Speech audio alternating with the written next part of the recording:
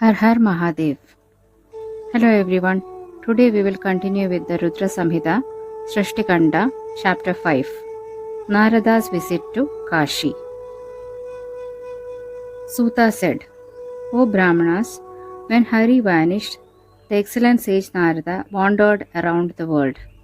Full of devotion, he saw Shivalingams, Shiva's two Ganas, who knew that Narada was roaming around the world and that his inclinations were now pleasant. They approached him. The two Ganas quickly touched his feet with their heads. Shiva's two Ganas said, O divine Rishi, we are the ones who caused offense to you earlier, and we are not really Brahmanas. We are Shiva Ganas. At the time of Swayamvara of the princess, your mind was confounded by Maya. You cursed us. We have reaped the fruits of our own deeds. O Lord, be pleased now and show us your favors. O Mahadeva's Ganas, you are worthy of being respected by virtuous people, Narada said. It is certain that because of Shiva's command, my intelligence deviated earlier. When I was deluded in every possible way, I used blades of kusha grass to curse you. What I uttered was bound to happen. O Ganas, however, I will tell you how you will be saved from the curse. You will be born as Rakshasas to a supreme sage. You will possess prosperity, strength, and great power. You will be Shiva's devotees, and you will rule over all the kings in the cosmic egg. When your death is caused by one of Shiva's manifestations, you will be reinstated in your own positions. Hearing the words spoken by Narada, both Shivaganas were delighted. They happily returned to their own abodes. After that, Narada roamed around the earth and saw many Shiva Tirthas. The sage reached Kashi, which is loved by Shiva. It is Shambhu's own form. He saw Kashinada and worshipped him. He was filled with great delight and supreme bliss. The supreme sage resided happily in Kashi. He prostrated himself before Shiva and devotedly recited his account, his mind constantly remembering Shiva. Then he went to Brahma's world. Narada said, O Brahma, O Lord, through your favors I know everything about Vishnu's supreme greatness and Bhakti Marga, Jnana Marga, the extremely difficult Tapo Marga, Dana Marga, and Tirtha Marga. But I do not know about Shiva's principles or about the due order and rules under which his worship has to be performed. O Lord, please also tell me about his different kinds of conduct. How can Shiva be Nirguna while Shankara be Saguna? I do not know about Shiva's principles and I am confounded by Shiva's Maya. Before creation, how was Shambhu established in his own form? How is Shankara Mahadeva, who bestows auspiciousness on the worlds, pleased with his deities? Please tell me everything. I have heard that Bhagwan is instantly pleased. He is full of compassion and cannot bear to see great efforts made by his devotees. The three, Brahma, Vishnu and Mahesha, originated as the divinity Shiva's portion.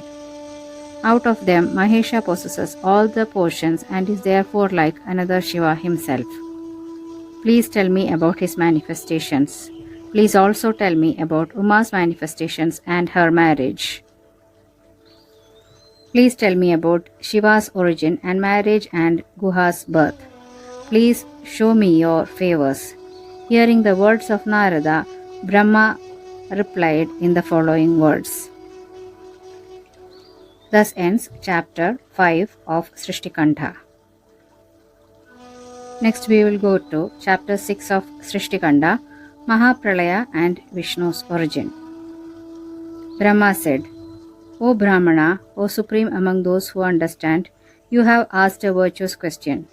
You have always been interested in the welfare of the worlds, and this will bring benefit to the worlds. When all the worlds hear this, all their sins will be destroyed. Neither I nor Vishnu truly know Shiva's tattva or his supreme form, nor does anyone else know. At the time of Pralaya, everything mobile and immobile is destroyed. Everything is covered in darkness. The suns, the planets, the stars do not exist. There is no moon. There is no night or day. There is no fire, wind, earth, or water. Everything is empty, devoid of energy. There is nothing that can be seen, nothing can be described as sound or touch or smell or form. There is no taste and no directions. The only truth that exists is darkness, and that cannot be penetrated. The only thing that exists is what the sacred text called the cause or the Brahman. The sacred texts say that it instantly envelops everything. It is the truth. It is the Jnana. It is infinite. It is Nirguna. It is without a beginning. It is devoid of Maya. It is without a beginning or an end. After some time, it decided to have a second. Since it itself had no form, it decided to create an alternative that had form. This was auspicious and possessed all the qualities of power and jnana. It possessed every kind of form. It should be worshipped by everyone. It is the beginning of everything and purifies everything. This manifested form is Sadashiva. In the ancient times and in current times, it is known as Ishvara. From his own portion, following his wishes, Ishvara created Shakti. He created her from his own body. This Shakti is devoid of transformation, and different names are used for it. Pradhana, Prakriti, Maya, Gunavadi, Para, and the mother of Buddhi Tattva. That Shakti is spoken of as Ambika, Prakriti, and Ishwari. She is the mother of the three divinities and is the prime cause. She possesses 8 arms and a wonderful face. Her face is always radiant with the splendor of 1,000 full moons. She is adorned with many kinds of ornaments. Devi holds many kinds of weapons, and her eyes are like full-blown lotuses. Her energy cannot be imagined. She is the womb of everything. The Supreme Purusha is Ishvara, Shiva or Shambhu, and he has no other lord above him. He holds the Mandagni on his head. He possesses 3 eyes and has the moon on his forehead. He has 5 faces and a pleasant Atman. He possesses 10 arms and wields a trident. He is as pure and fair as camphor.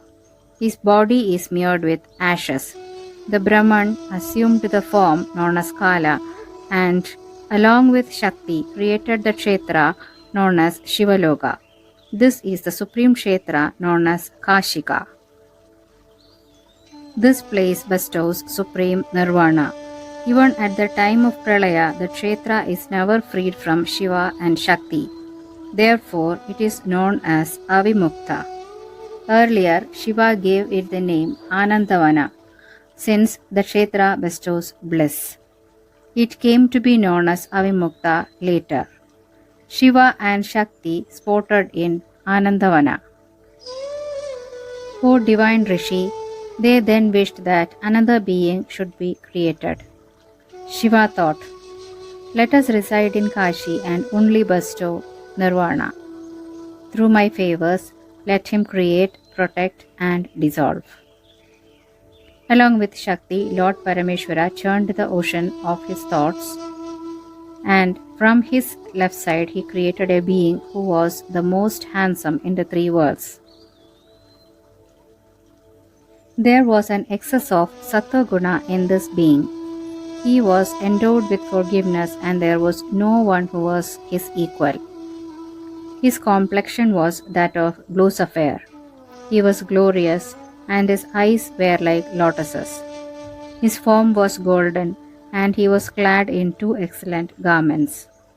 That being prostrated himself before Shambhu Parameshwara and said, O Lord, give me a name and assign a task to me. Lord Shankara Mahesha smiled and replied, Since you pervade everything, you will be known by the name Vishnu. But since you will bestow happiness on your devotees, you will have many other names too. Be steadfast and perform austerities so that the supreme task can be accomplished. Shiva initiated him the Nigama text. Achyuta prostrated himself before Shiva and undertook extensive austerities.